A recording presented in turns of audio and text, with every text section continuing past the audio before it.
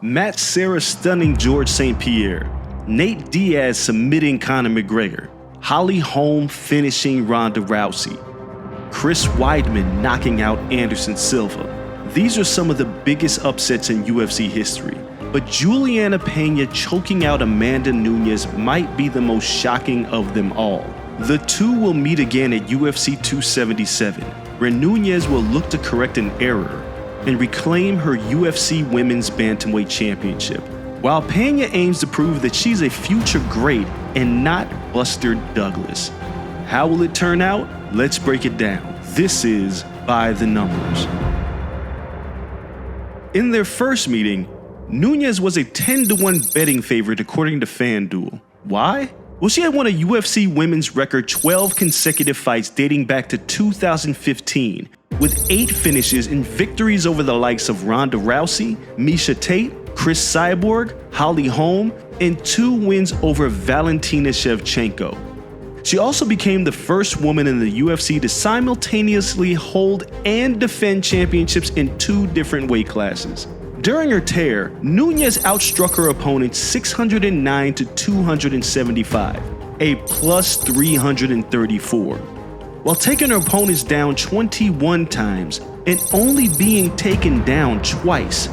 That is what we call dominance. She was also widely recognized as the greatest female fighter of all time, while also threatening to be considered the greatest mixed martial artist of all time, male or female.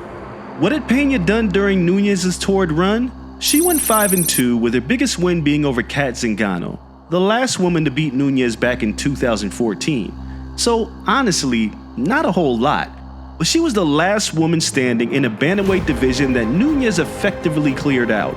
None of the stats heading into this fight mattered because, as the saying goes, that's why they play the game.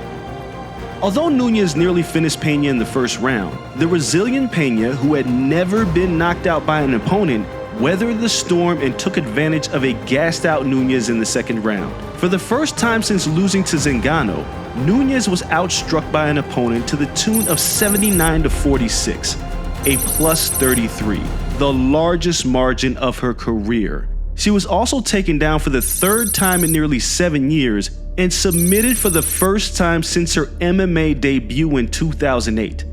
Every major publication awarded it as the upset of 2021 because nobody believed Peña could win, except Julianna Peña. The champion will have her work cut out for her in the rematch. The 79 strikes landed against Nunes was the most Peña had in her UFC career. It was also the 3rd fastest finish in her UFC tenure.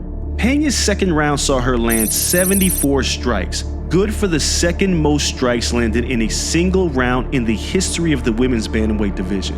It was the greatest performance of Peña's UFC career, and it was Nunes' worst. And Peña will have to prove everyone wrong all over again because she remains the underdog, as FanDuel has Nunes as nearly a 3-1 betting favorite. The odds makers seem to think that Nunes just had a bad night. But maybe, just maybe, Peña has the Lioness's number. This fight isn't about championships, because greatness will be on the line in the rematch. Is it the dawn of a new era, or will Nunes reclaim her GOAT status? We're all gonna find out at UFC 277.